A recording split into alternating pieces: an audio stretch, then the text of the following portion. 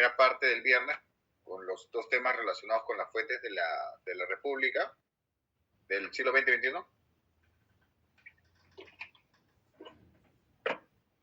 Ya,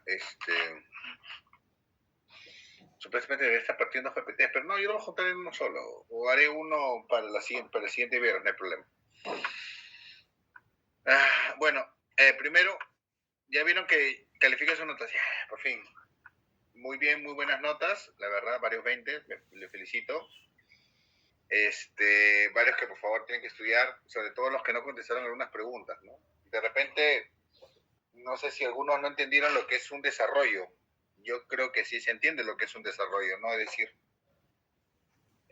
si es una pregunta que implica desarrollar sobre un tema, sobre una lectura, pues implica pues que tienen que escribir un texto amplio, ¿no? No un texto de 5 líneas, ¿no? Eso estaba bien para las preguntas más cortas. Claro, ten en cuenta también que el puntaje de 5 puntos. Pues si alguien dice, oye, voy a escribir una línea y con eso voy a sacar 5 puntos, no, eso no va a pasar. No sé, bueno. Creo que todos satisfechos con sus notas o no. Espero que sí. Espero que sí. Espero que sí. Ya,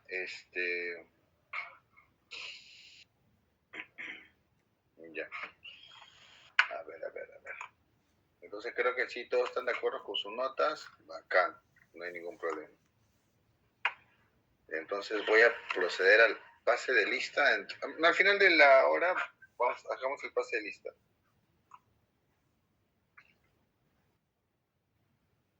Ya.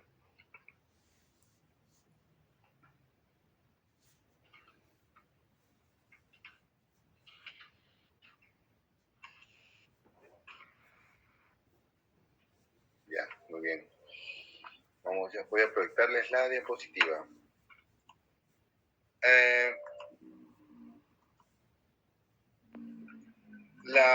La clase de hoy más que todo tiene relación con lo que estábamos viendo la vez pasada, ¿no? Simplemente la etapa republicana tiene muchas fuentes que se mantienen, evolucionan, de las que vimos la vez pasada.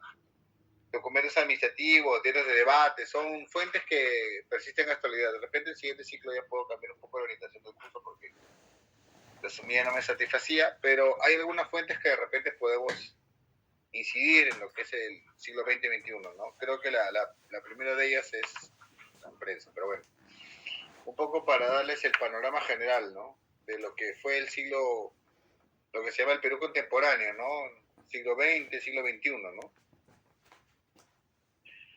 A diferencia del siglo XIX, que es el siglo de la formación del Estado peruano, el siglo XX es un siglo, el siglo XX peruano es un siglo muy cambiante, ¿no? Hay varios cambios bruscos, ha habido, por eso es que los periodos históricos en el siglo XX son más cortos, ¿no? Que en el siglo XIX, ¿no? El siglo XIX, recuerdan que hemos visto, ¿no? La independencia, luego el caudillismo militar, que hablamos de 20 años, ¿no? La era del guano, ¿no? Otros 40 años más, ¿no? Luego la guerra con Chile, ¿no? Luego reconstrucción, y, ¿no? La reconstrucción nacional, ¿no? En cambio, acá son bastantes, ¿no? Son bastantes los ciclos históricos, ¿no? Entonces, la primera etapa del siglo XX se inicia dentro de lo que se va a llamar la República Aristocrática, ¿no? La República Aristocrática simplemente se caracteriza por el predominio, ¿no? De un partido, ¿no? El partido civil, ¿no? Una etapa de mayor estabilidad, por así decirlo, económico, ¿no? Político y social no tanto, ¿no? Social no tanto, ¿no? Pero más que todo, en la parte política, obviamente el predominio del partido civil permitió una continuidad de las políticas públicas, ¿no? Es algo que nuestro país carece, ¿no? Nuestro país carece, yo se lo digo como trabajador del Estado, que cada vez que cae un cambio de gobierno hay un cambio, hay un giro, ¿no? De nuevo, todo de nuevo, ¿no? Acá no, acá hubo cierto proyecto, ¿no? Que continuó y que, ¿no? Fue importante porque hizo importantes reformas, ¿no? Pero como todo gobierno, pues la República Aristocrática, los gobiernos de la República Aristocrática se caracterizaron, pues, obviamente por una falta de apoyo popular, ¿no? Y un desgaste del partido civil, ¿no? El partido de los terratenientes, ¿no? Y ahí emerge la figura de Leguía, ¿no? Leguía, bueno, ustedes recordarán del colegio, ¿no? Había sido presidente del Perú hacia 1909, ¿no? Y luego se aparta del Partido Civil y luego regresa en 1919 con una reforma política y da un golpe de Estado, y lo que él crea es un gobierno personalista, propio de él, ¿no? De grandes inversiones, de grandes avances, los capitales, sobre todo el capital norteamericano, y es uno de los presidentes que cambia mucho al Perú, ¿no? Tiene un gran impacto lo que hacen en el Perú, ¿no? Sobre todo las reformas que hace, ¿no? Barre con toda la política, acapara todo el poder, ¿no? Si no, Leguía era prácticamente una dictadura, pues no era un gobierno personalista, ¿no? Era un gobierno donde Leguía tenía el control, ¿no? Leguía, había estatuas del presidente, había avenidas con el nombre del presidente, avenidas con el nombre de su familia, ¿no? Tenía el control de los medios. Ese era Leguía. Y bueno, su gobierno dura 11 años, ¿no? Son tres gobiernos consecutivos, ya, y cae, ¿no? El gobierno de Leguía cae, desprestigiado, pues, por obviamente la crisis norteamericana del crack del 29, da un fuerte golpe al gobierno de Leguía, y eso provoca, y el desgaste, pues, la impopularidad del gobierno hace que simplemente caiga, pues, ¿no? Caiga el gobierno y se instaure un tercer militarismo. Una etapa de gran convulsión, ¿no? Gran convulsión política, gran convulsión social. Había aparecido dos facciones importantes dentro de las clases populares, que fue el aprismo y el comunismo.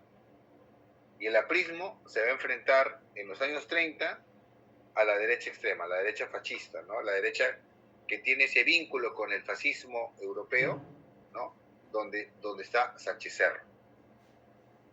Y eso va a degenerar en una revuelta, una revolución, como se llama, la revolución aprista, ¿no? En Trujillo, y el asesinato del presidente Sánchez Cerro, ¿no?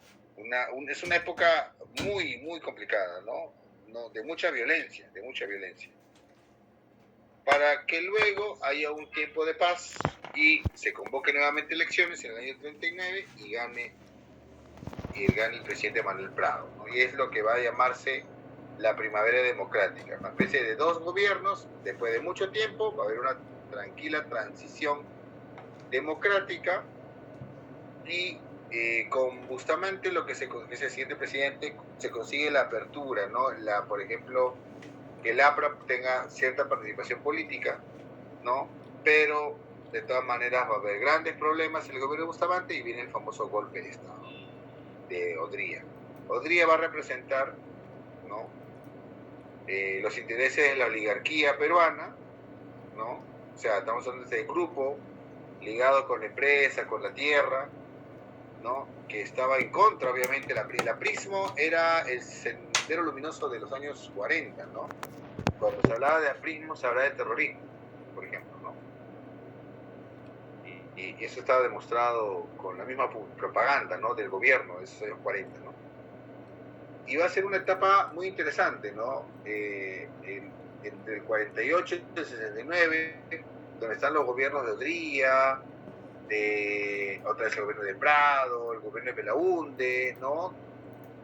Donde va a haber una especie de convivencia de partidos, ¿no? Por eso hay justamente reflejo el almuerzo de la convivencia, ¿no? De Aida de la Torre, Odría y Pedro Beltrán, ¿no? Tres personajes importantes de la política peruana entre los 40 los 50, ¿no?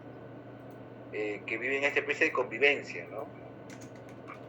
Y esa alianza entre el APRA y Odría, la UNO, la Unión Nacional Odrista, va a socavar el gobierno de Belaúnde Terry, el primer gobierno de Belaúnde Terry. Y eso va a provocar el golpe de Estado de Velasco. Y el golpe de Estado de Velasco va a dar inicio a lo que se va a llamar el reformismo militar, el gobierno de los militares, ¿no? Que por 11 años gobernaron el Perú, ¿no? Una etapa importante y que cambió el Perú, ¿no? Hay un Perú antes y un Perú después de Velasco, ¿no? Hay un Perú antes y un Perú después de Velasco. Velasco, con las reformas que hizo, sobre todo la reforma agraria, cambió al Perú. Definitivamente cambió el país. O sea, el país fue otro. Fueron las reformas importantes. Luego, y claro, él aplicó toda una serie de medidas, ¿no? Que luego fueron revertidas, pero la reforma agraria es una de las grandes reformas que no tuvo nunca un momento de decir vamos a hacerlo, vamos a dejar las cosas tal cual estaban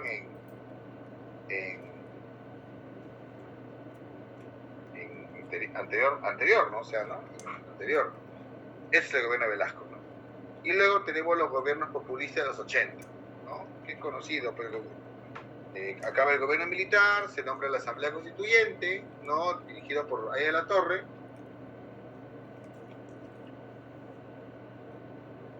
Y se convoca elecciones y gana Belaúnde Terry, ¿no? El presidente que había sido derrocado por los militares recibió nuevamente la banda presidencial, ¿no?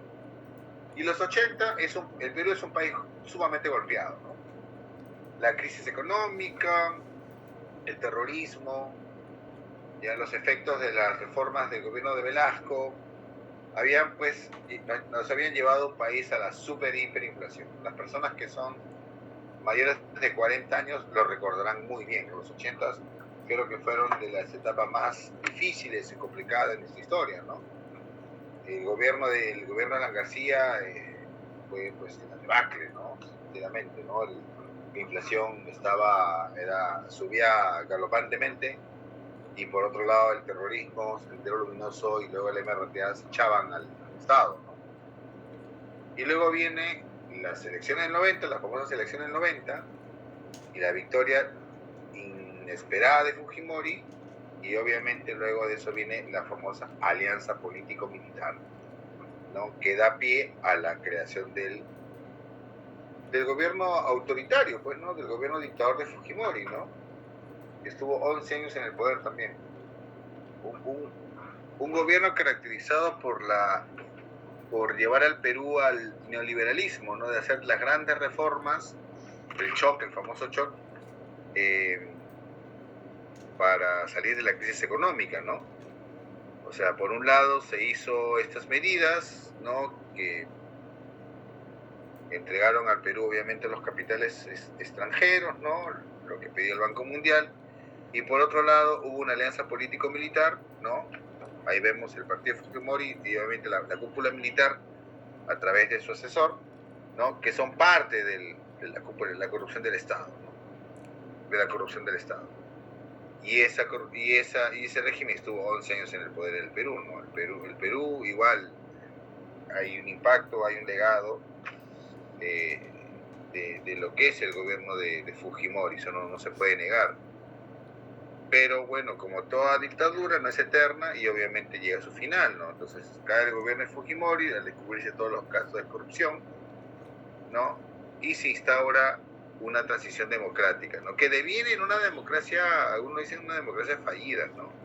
Otros hablan de la república empresarial, ¿no? Un país donde más le interesa estar bien en las cifras macroeconómicas, pero sin embargo no puede cerrar las grandes brechas sociales, ¿no? Todavía no somos ese país, todavía no somos esa posibilidad, ¿no? De la cual hablaba Basadre, ¿no?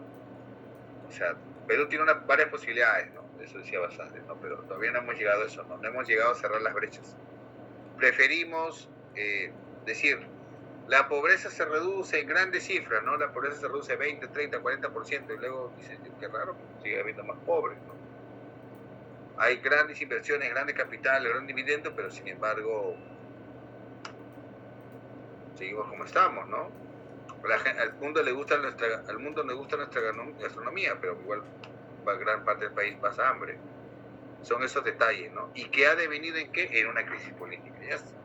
Ya eso no es para qué contar, ustedes lo viven desde hace como 4 años, creo que estamos en esta situación, ¿no? En una crisis permanente, ¿no? De sucesiones y sucesiones de gobiernos, ahorita en una disputa entre un ejecutivo que se ha venido a menos en los últimos años frente al un poder ejecutivo, un poder legislativo en creciente, ¿no? O sea, con gran poder. Como llaman ahora, ¿no? La dictadura congresal, ¿no? Es decir, ¿no? El Congreso, capturado por ciertas facciones, ha hecho reformas, o más bien contrarreformas, ¿no? Contrarreformas para mantener un status quo, ¿no? Creo que los principales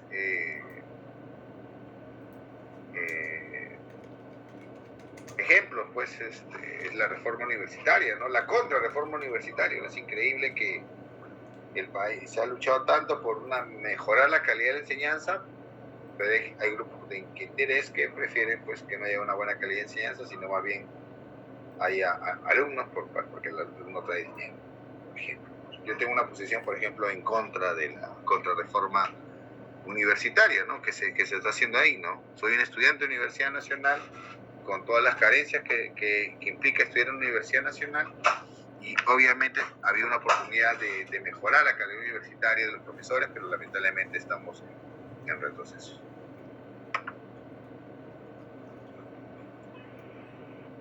Entonces, igual que en el siglo XIX, las fuentes en el Perú contemporáneo casi las mismas, ¿no? Salvo algunas variantes, ¿no? Se siguen publicando causas civiles, causas criminales o penales, ya se llega el nombre, igual expedientes, prensa, ¿no? Que es lo que vamos a hablar ahorita, memorias, documentos, ¿no? Hay toda una serie de fuentes que continúan, ¿no? Pero ahí se van a agregar las fuentes orales, ¿no? Se va a ver sobre todo mucho se va a ver sobre todo en la Comisión de la Verdad, la fuente oral o la antropología, ¿no? Las entrevistas, ¿no? Son importantes como fuentes de información, y obviamente que tienen que ser catalogadas, porque la transcripción de una fuente oral obviamente necesita ser catalogada para luego ser ubicada, y también las fuentes fílmicas, ¿no? Esos son más o menos. Sobre las orales y las fílmicas quiero hablar la otra clase, ¿no? La otra clase. Ahora quiero que nos centremos en las fuentes impresas, ¿no? Sobre todo dos que son importantes.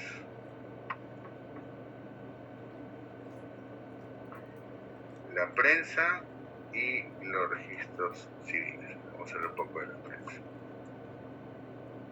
Recuerden ustedes lo que hemos hablado de la prensa del siglo XIX, ¿no? En el Perú, la prensa, bueno, el periodismo como tal, moderno, la prensa moderna, aparece en el siglo XVIII, ¿no?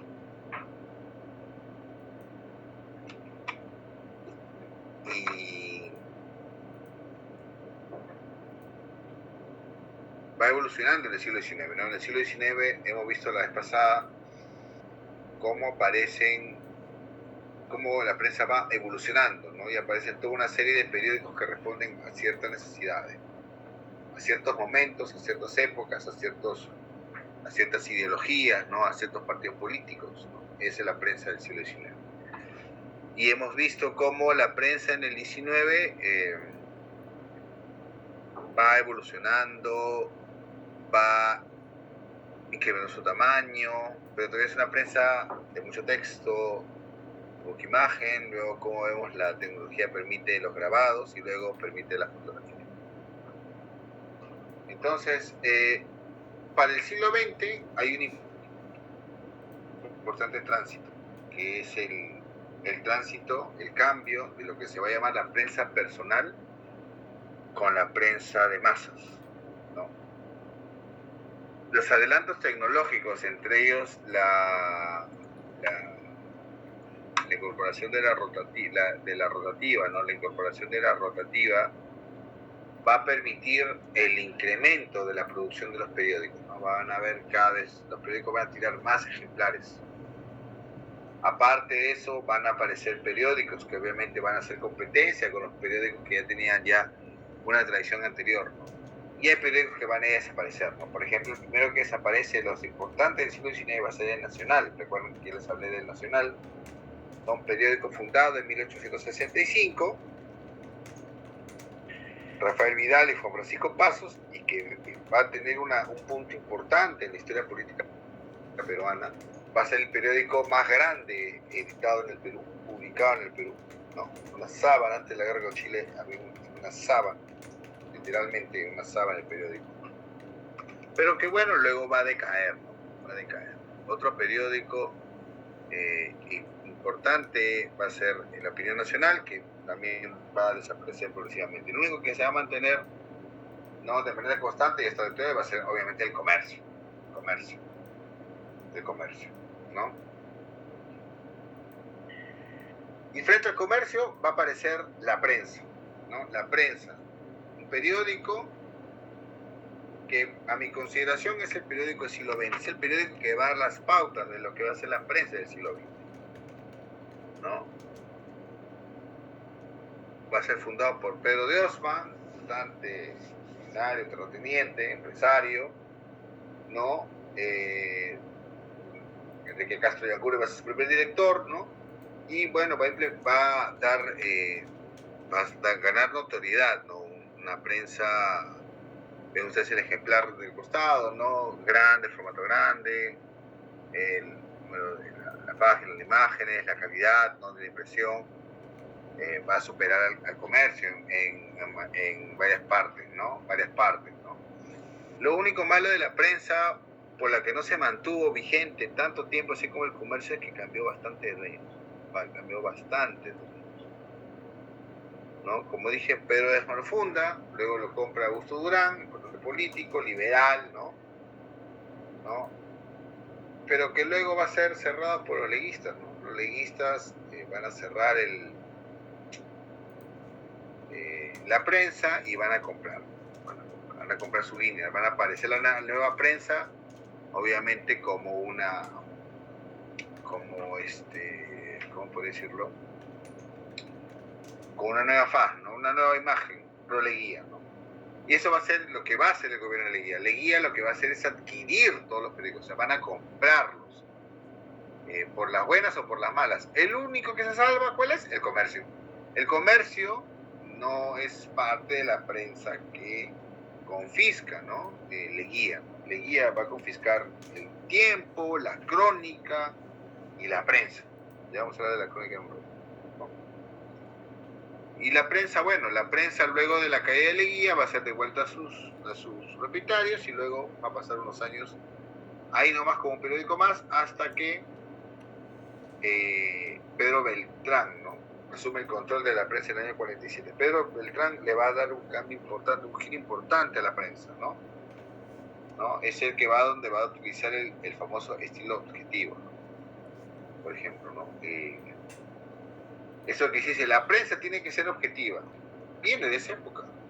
¿Alguien cree que la prensa tiene que ser objetiva? ¿Qué es la objetividad? En primer lugar, ¿no? Podemos discutir qué es la objetividad. ¿O qué se entiende por objetividad, ¿no? Entonces, la prensa, toda prensa tiene un punto de vista, ¿no? Tiene cierto grado de subjetividad. Pero una cosa es la subjetividad y otra cosa es la mentira. Son dos cosas distintas. Bueno, entonces la prensa va a tener avances importantes, ¿no? Va a dar la pauta de un periódico en los años 50, 60, hasta que viene el golpe militar de Velasco y luego de un tiempo la confisca, ¿no? La prensa es confiscada.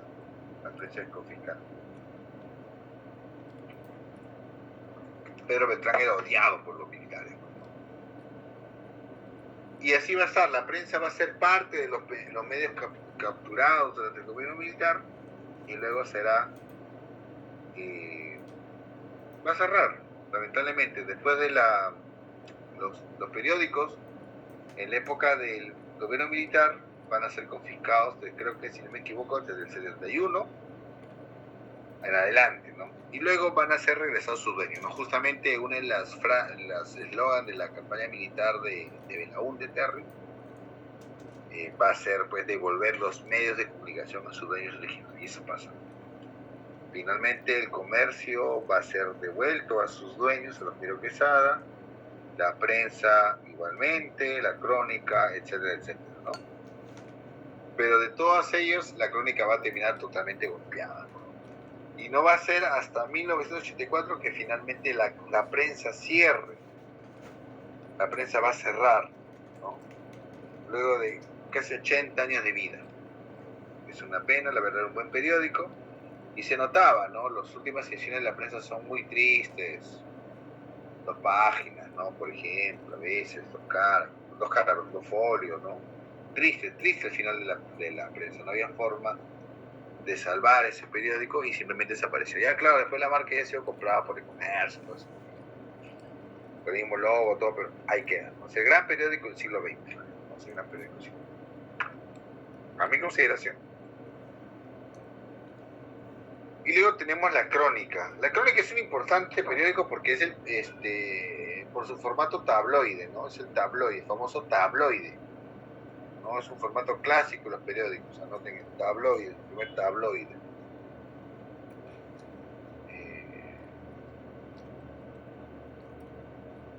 La Crónica fue fundada por un portugués, Manuel del Moral, ¿no? Que había venido acá a fundar unas revistas, la revista Prisma y luego la revista Variedad. Entonces deciden crear un periódico, ¿no? Un periódico.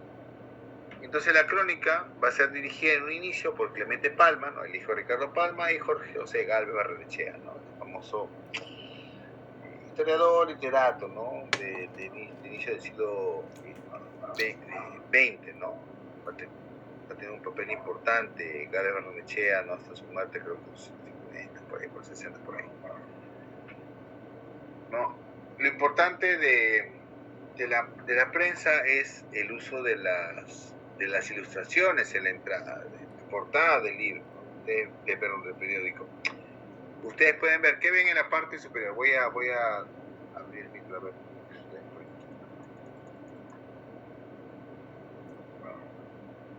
¿Qué ven en la parte superior? ¿Me escuchó? Sí, te escucho. Bueno, por lo que veo es personas tal vez de la región Cusco, ¿no? Por los trajes típicos que tienen, se encuentran, bueno, en una entrada, ¿no? Puede ser en un cinemático, puede ser en casas, en vestidos. Exacto, muy bien, gracias, muy amable. Sí, en efecto, ¿no? Es Cusco, ¿no? ¿Por qué? Porque la prensa, la crónica va a difundir en sus portadas muchas de las fotografías que va a hacer Martín Champ, ¿no? El famoso fotógrafo cusqueño, ¿ya? De cuáles esas fuentes hablaremos el viernes, ¿no? Va a ser un importante difusor de las fotografías de Chambi, ¿no? Del arte de Chambi, ¿no? Esa es una fotografía de Capital Cusco, ¿no? Exacto, ¿no? Es una puerta admirable. Entonces, la Crónica es este periódico, ¿no? Funciona a la par de la Crónica, de la revista Variedades, ¿no? Y va a tener su periodo de tiempo, su periodo de vida, ¿no? Va a ser un cambio igual, ¿no? Igual que la prensa durante el gobierno de Leguía va a ser confiscada, va a ser utilizada como otra herramienta de propaganda hasta el fin del gobierno de Leguía, ¿no? Y sus dueños nada, ¿no? No había forma de que vuelvan a sacar el periódico. Bueno, y Rafael Larco Herrera, ¿no? Rafael Larco Herrera, empresario norteño, ¿no? Y se hace cargo de la crónica, ¿no? Se hace cargo del mantenimiento y la difusión de la crónica, ¿no? De la crónica, la crónica en un momento salía a veces 2 veces por día y a veces 3. Cuando salía 3 veces era porque había una edición de la mañana, una edición del mediodía y una edición de la tarde. Y luego la edición de la tarde va a ir tomando vida propia poco a poco. Va a ir tomando poco a poco.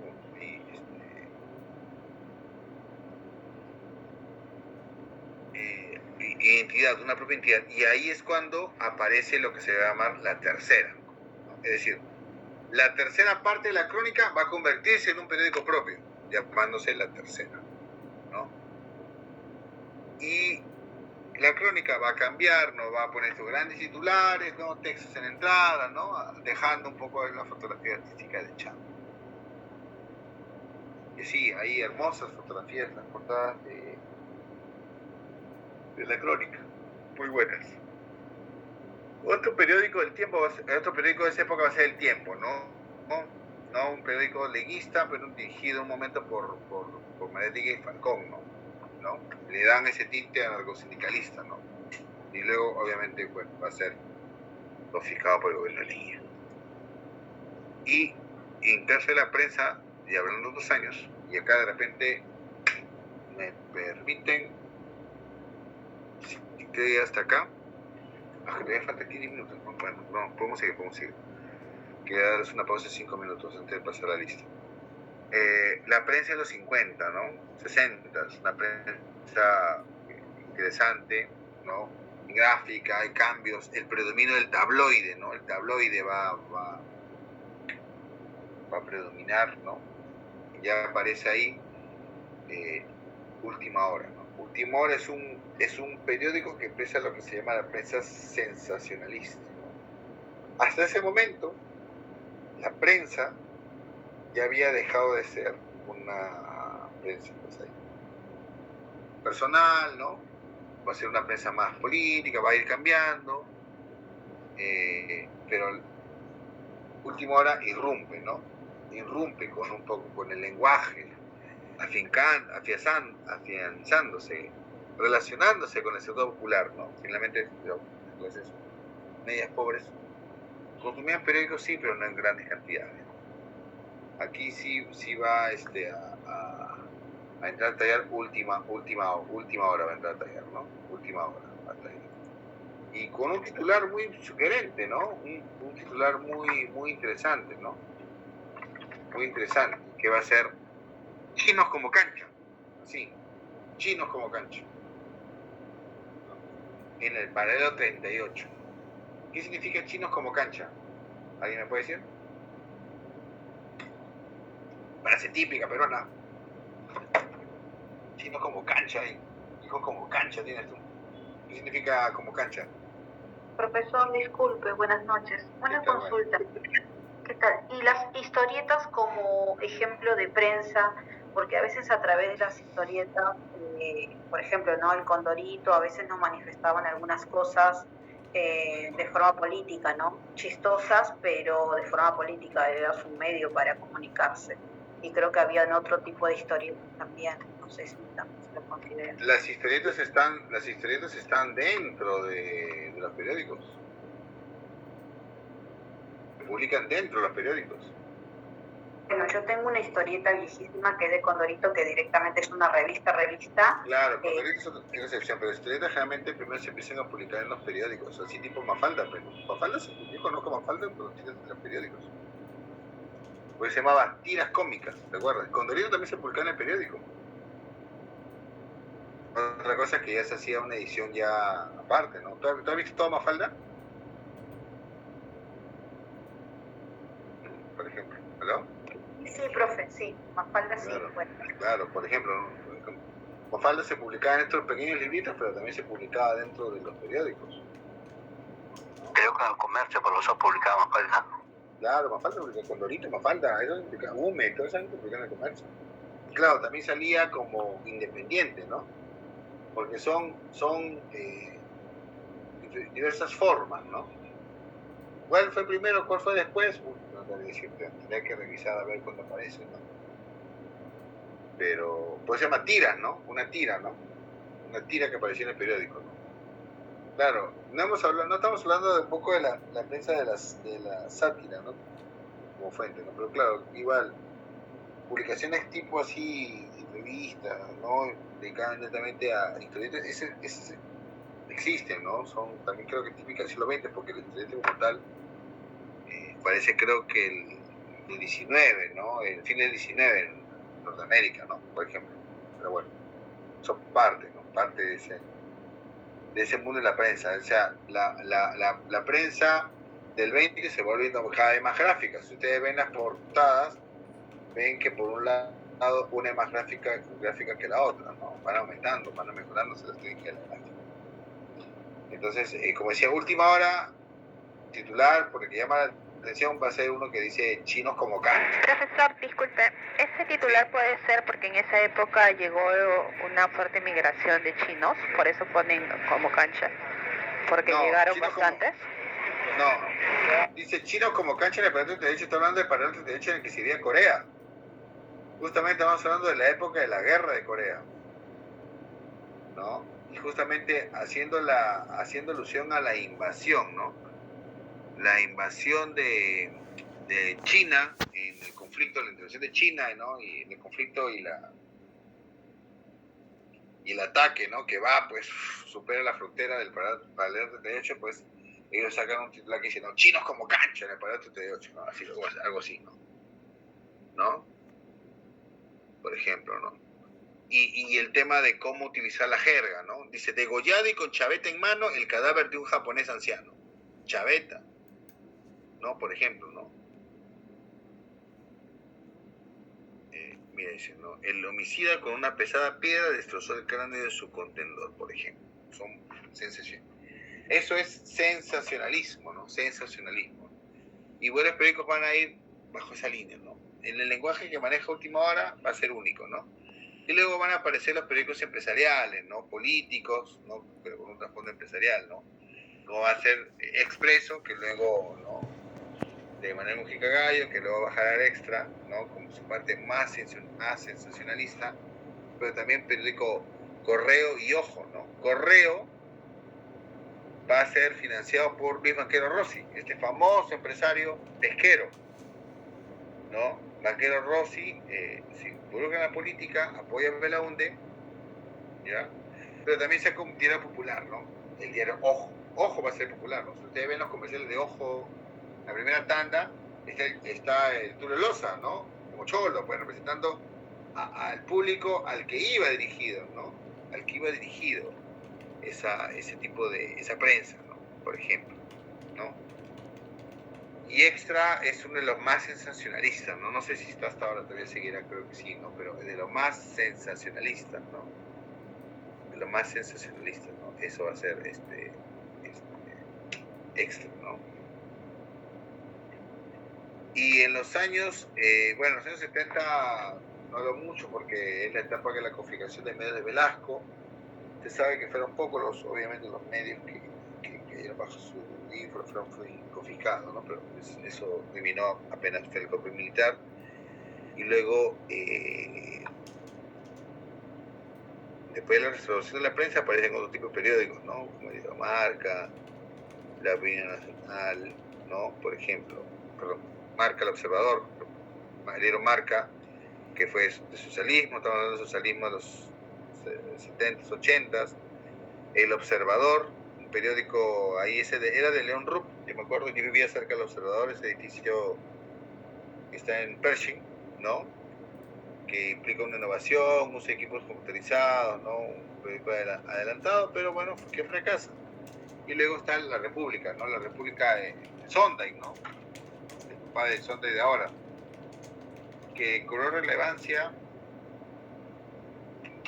durante el conflicto armado interno, ¿no? Y justamente está la portada de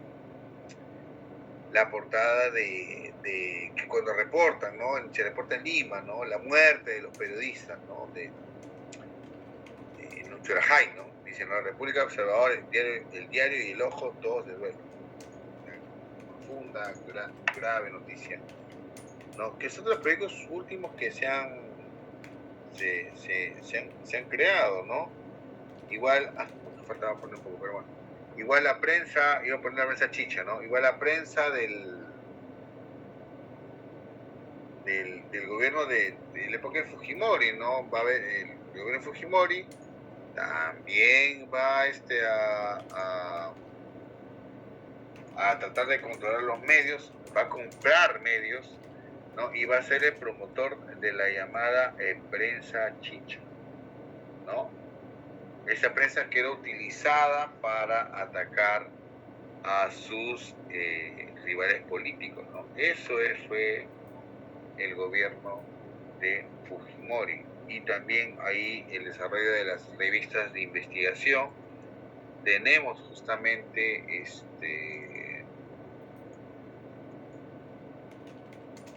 la portada de la revista Sí, ¿no? La revista Sí, una importante revista que fue la que alertó, nos dio a conocer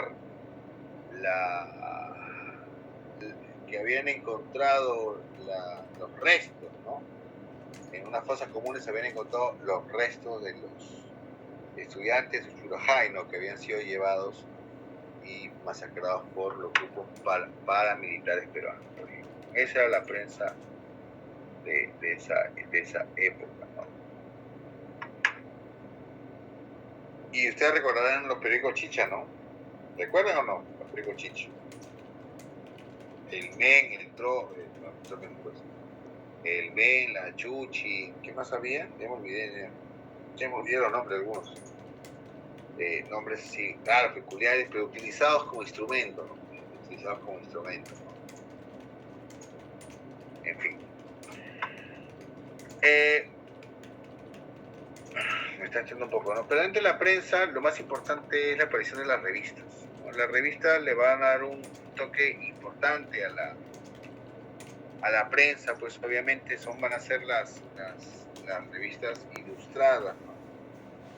Y obviamente van a ser un importante reflejo de la sociedad peruana.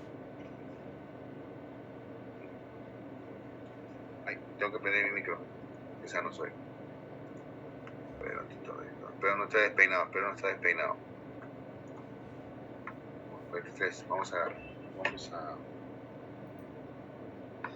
Vamos a, antes de pasar a las revistas, vamos a dar una pequeña pausa de unos 5 minutos, ¿ya? No sé si tenemos que cambiar de enlace o no, porque esta recuperación creo que de frente, ¿no? ¿Me parece? Sí, profe, de frente. Ya de frente nos quedamos en este enlace, ¿no? Ya. Entonces, damos una pausa de 5 minutos y continuamos porque tengo acá un montón de revistas que mostrarles, ¿ya? Así que es una clase súper dinámica. Si hubiéramos estado presencial, o sea, que hubiera llevado todo mi bolsón, hasta el taxi hubiera ido para evitar cualquier tipo de sustracción, porque la verdad tengo acá unas verdaderas joyas, ¿ya? Entonces, nos damos una pausilla de 5 minutitos, regresamos a las 18:50, ¿vale? Listo. Nos vemos al rato.